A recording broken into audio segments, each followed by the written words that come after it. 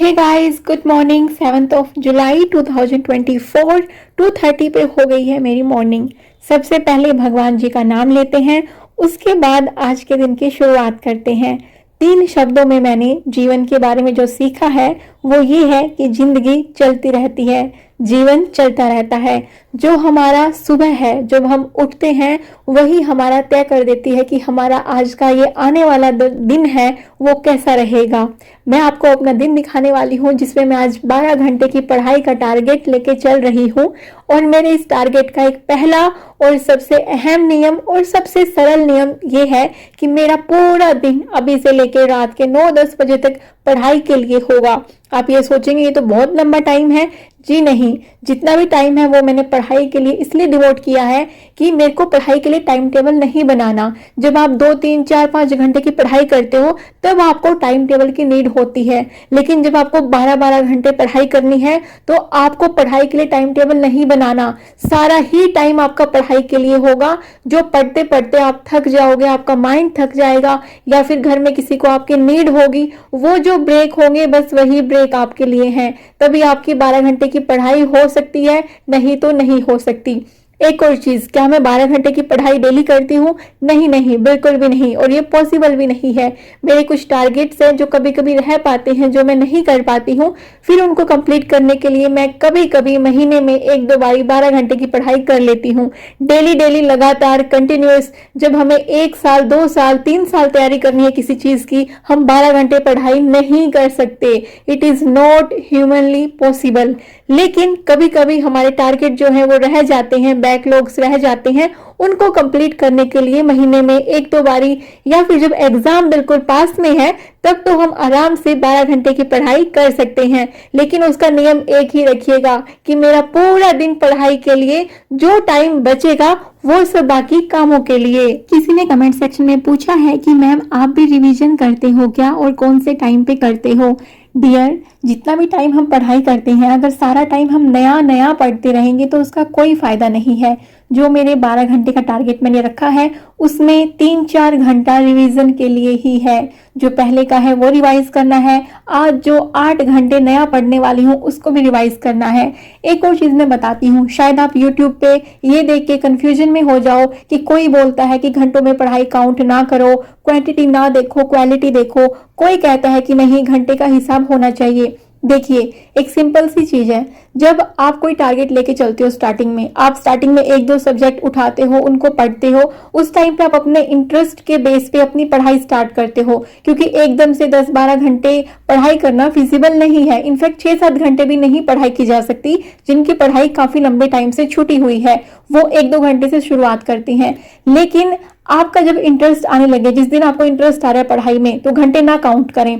सिर्फ अपनी जो टारगेट है उनको बनाइए, उनको कंप्लीट करिए। फिर भी आपका मन कर रहा है पढ़ने का तो जो नेक्स्ट टारगेट है वो भी कंप्लीट कर दीजिए। लेकिन घंटे कब जरूरी होते हैं? जब आप दिन भर में 2-3 अलग अलग चीजें कर रहे हैं। लाइक हम जब यूपीएससी, स्टेट पीसीएस की तैयारी करते हैं, कुछ टाइम हमें करंट अफेयर को देना होता है, कुछ टाइम हमें जनरल स्टडीज को देना होता है, कुछ टाइम हमें अपनी रिवीजन को देना होता है। तो बस उसी टाइम को थोड़ा सा डिवाइड करने के लिए थोड़ा सा घंटों में हम बांट लेते हैं कि इतने से इतने बजे तक या इतने घंटे हम इस सब्जेक्ट को दे देंगे और इतना टाइम हम रिवीजन को दे देंगे। तो उस टाइम पे घंटों की नीड होती है। लेकिन जब आपके टारगेट कंप्लीट ना हो रहे हो, या फिर आपने सिर्फ एक ही सब्जेक्ट आप लेके चले हो, तो आपको घंटों की नीड नहीं है। आप उस सब्जेक्ट को उठाइए, उसका सिलेबस देखिए और उसको पढ़ते जाइए जितना आपका इंटरेस्ट है। स्टार्टिंग में इंटरेस्ट बनाइए, धीरे धीरे धीरे धीरे अपने आप जब आपका पढ़ाई में इंटरेस्ट आने लगेगा और आप और ज्यादा देर तक पढ़ाई कर पाएंगे।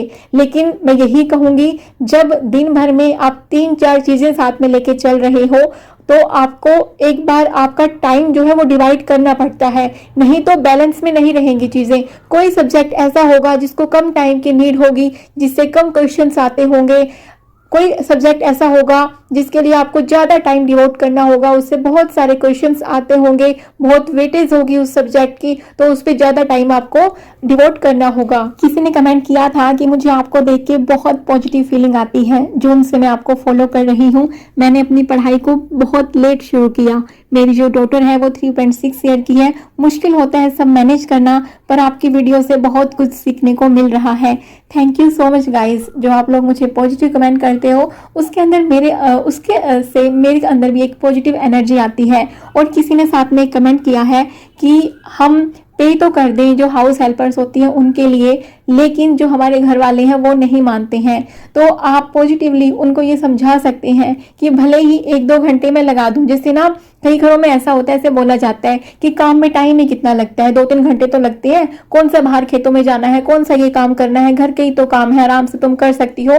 तो आप उनको पॉजिटिवली ये बता सकते हैं कि बात 1-2 घंटे की नहीं है, बात है कि बॉडी में एनर्जी कितनी रहती है। कई बार घर का काम करके थक जाते हैं, नहीं इतनी एनर्जी रहती कि हम पढ़ पाए। तो आप पॉजिटिवली समझा सकते हैं। अगर कोई समझने वाला होगा तो समझ जाएगा, अगर नहीं कोई समझता है तो आपको दूसरे तरीके निकालने होंगे कि थोड़ा सा हल्का फुल्का काम करिए, बीच बीच में ब्रेक लें, फिर पढ़ाई कर लें। जैसे मैं बार बार बोलती हूँ कि पोछा लगाने की शायद डेली नीड नहीं होती अगर आपका घर गंदा नहीं है, बड़े मेंबर हैं, ज्यादा बच्चे नहीं हैं, किसी काम में आप हेल्प भी ले सकती हैं। कि जैसे किसी घर में रूल होता है कि नहीं हाउस हेल्पर्स आएंगी ही नहीं, हमारे तो घर की लेडीज ही घर का काम करती हैं, तो आप उनमें उनके जो फैमिली मेंबर हैं, आपकी सास है या फिर ननंद है, हस्बैंड है, आप उनको बोलिए कि ठीक है बाहर से कोई हेल्प नहीं मिल सकती है तो 1-2 साल की बात है, मेरे भी कुछ सपने हैं, आप लोग ही प्लीज मेरी हेल्प कर दीजिए। तो एक पॉजिटिव अप्रोच जितना लेके चलेंगी उतना ही फायदा आपके लिए भी रहेगा, दूसरों के लिए भी रहेगा। नहीं तो घर में अगर एक खींचातानी का माहौल हो जाए ना, तो फिर आपकी पढ़ाई आपके पास टाइम रहते हुए भी नहीं हो सकती, क्योंकि वो दिमाग में कुछ और नेगेटिव चीजें चल रही होती हैं। आपका पॉजिटिव रहना बहुत जरूरी है, लेकिन उसके लिए सबसे जरूरी है कि आप अपने आसपास में पॉजिटिव माहौल बनाएं, अपनी पॉजिटिविटी से उनको भी पॉजिटिव रखें। किसी ने पूछा है कि आप अपना टाइम टेबल और कितने आवर्स स्टडी करते हैं वो बता दीजिए। तो डियर, स्टडी कितने घंटे होती है वो तो मेरा फिक्स नहीं है। मैं सोचती हूँ कि डेली का 8 घंटा निकल जाए किसी तरीके से तो वो सही रहेगा। लेकिन जैसे आज मैं 12 घंटे पढ़ाई कर रही हूँ क्योंकि हस्बैंड का ऑफ है, तो मुझे लग रहा है कि बच्चे को वो संभाल लेंगे दिन भर और उसकी पढ़ाई भी वो करवा देंगे, तो उस हिसाब से मैं आज टाइम ज्यादा दे पा रही हूँ। कभी कभी ऐसे दिन भी होते हैं कि 3-4 घंटे ही मिलते हैं। टाइम टेबल का पूछा है तो यूजुअली मैं जो सुबह उठती हूँ वो आपको पता ही है, मोस्टली आप देखती हो 2:30 से 3 बजे मैं उठती हूँ। उसके बाद मैं लाइव भी आती हूँ जिसमें आप में से बहुत सारे जन मेरे साथ लाइव स्टडी करते हैं, लाइक एक वर्चुअल लाइब्रेरी की तरह हम सुबह सुबह पढ़ाई करते हैं। उसके बाद जैसे आप संडे का दिन है तो मैं आज का बता रही हूँ, तो उसके बाद मैं 6 बजे तक जैसे मैं लाइव रहती हूँ 3 to 6 AM तक। उसके बाद मैं फिर खुद की पढ़ाई करती हूँ, एक छोटा सा ब्रेक लेके बच्चे को थोड़ा सा ब्रेकफास्ट करा के उसके साथ थोड़ा सा राउंड लगा के बाहर लाइक अ वॉक। और उसके बाद फिर जब तक उनका लंच का टाइम नहीं हो जाता या फिर तब तक उनको कुछ स्नैक वगैरह नहीं देना होता, तो या फिर घर का कोई छोटा मोटा काम नहीं आता मेरे हिस्से में, मैं अपना पढ़ाई कंटिन्यू करती हूँ। जब मुझे लगता है कि कोई काम है जो मुझे अभी निपटाना है या फिर मुझे पढ़ाई में थोड़ा सा ब्रेक चाहिए, वो मुझे लेना है, तो मैं तब घर के छोटे मोटे काम निपटा देती हूँ। और उसके बाद फिर मैं इवनिंग में मेरा रहता है कि मैं 9 o'clock मैक्सिमम पढ़ाई करती हूँ, 9 o'clock तक, क्योंकि उसके बाद रात को मेरे से पढ़ाई होती नहीं है, क्योंकि सुबह जल्दी उठना होता है और मेरे को सुबह जो जल्दी उठ के पढ़ाई मेरी अच्छे से होती है तो मैं उसको ज़्यादा प्रेफर करती हूँ।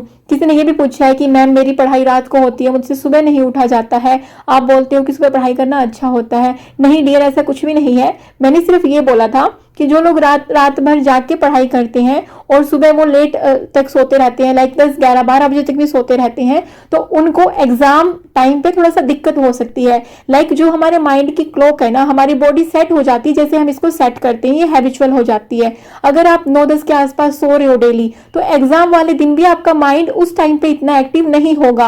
और यूजुअली सारे एग्जाम 9 o'clock के आसपास होते हैं, तो इसलिए मैंने बोला था कि पढ़ाई सुबह करो या रात को करो, कोई दिक्कत नहीं है, लेकिन जब एग्जाम पास में आने वाला हो तो उससे 3-4 हफ्ते पहले अपनी जो बॉडी क्लॉक है, माइंड क्लॉक है, उसको थोड़ा सा सेट कर लें एग्जाम के हिसाब से। एक और चीज जो मैं अपनी पर्सनली शेयर करती हूँ, लाइक एग्जाम का जो टाइम है प्री के लिए, मेंस के लिए, वो सुबह 9 to 12 और आफ्टरनून में रहता है लाइक 2 to 5 के अराउंड। तो मैं सोचती हूँ कि इस टाइम मैं अपने माइंड को ज्यादा एक्टिव रखूँ। जो 9 से 12 का टाइम है उस टाइम मैं पढ़ाई मोस्टली कर रही होती हूँ, और जो 2 से 5 का टाइम है उसमें मैं पढ़ाई तो नहीं कर रही होती। लाइक वीकेंड पे मैं उस टाइम पढ़ाई करती हूँ, लेकिन वीकडेज में मुझे बच्चे को उस टाइम संभालना होता है, तो मैं उसको संभालते हुए उस टाइम पे अपने माइंड को एक्टिव रखने की कोशिश करती हूँ। आज हमारे घर में ना जामुन ही जामुन आने वाली हैं। जो जामुन अभी मैं खा रही हूँ वो लेके आई थी मेरी हाउस हेल्पर। एक्चुअली उनको हैबिट है कि वो जो जामुन का पेड़ होता है वहां पे ऊपर चढ़ के और वो जामुन तोड़ लेते हैं। तो उनको पता है कि मेरे को जामुन पसंद है और बेटे को भी बहुत पसंद है। हस्बैंड हालांकि कम खाते हैं लेकिन हम लोगों को बहुत पसंद है, तो वो जामुन हमारे लिए लेके आई थी, तो हम वो खा रहे थे। और रात को भी हमारे घर बहुत सारी जामुन आने वाली है, वो आपको देखने को मिलेगा। वो मेरी सिस्टर ने सेंड करी है। दिन भर पढ़ाई करने के बाद फिर हम गए थे एक फ्रेंड के घर पे। एक्चुअली उनका कॉल आया था कि छोटा सा गेट टुगेदर रख लेते हैं, तो बस वो आधे घंटे का ही था, लेकिन ये था कि एक बातचीत हो गई आपस में और मूड फ्रेश हो गया था। आप लोगों में से बहुत सारे लोग मुझे कमेंट करते हैं कि हम तो बहुत जल्दी डिमोटिवेट हो जाते हैं। कभी ऐसा नहीं हुआ कि हमने 6-7 दिन लगातार अच्छे से पढ़ाई की हो या फिर महीना भर अच्छे से पढ़ाई की हो, आप ये कैसा कर पाते हैं?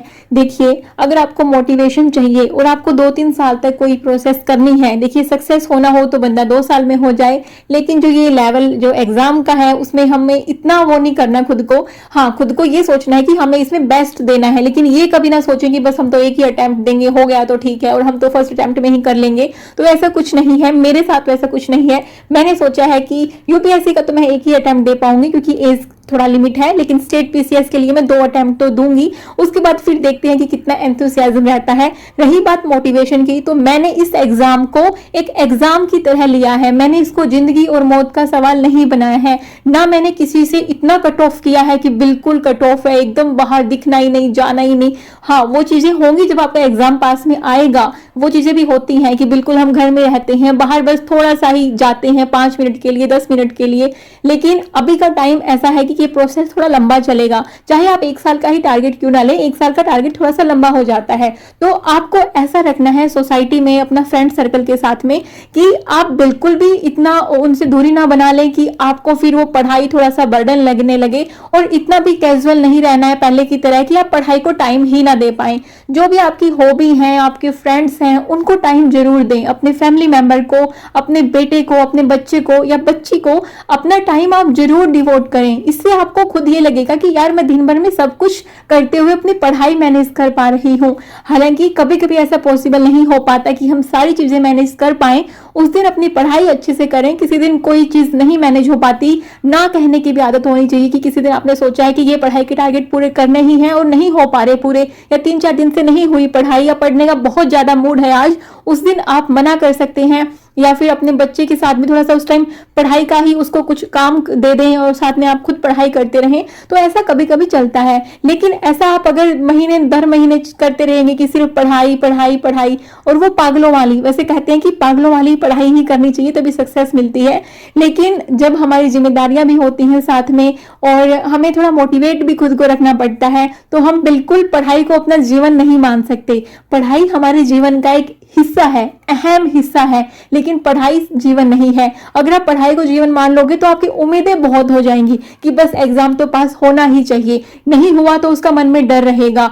जब तक नहीं होगा तब तक एग्जाम का डर रहेगा। जब हो जाएगा, क्लियर हो गया तो बहुत अच्छी बात है। नहीं हुआ तो आप वैसे ही प्रेशर में, वैसे ही नेगेटिविटी में और ऐसे इस तरीके से आप अपने आप को वो कर लोगे, नुकसान पहुंचा लोगे। तो वो आपको नहीं करना है।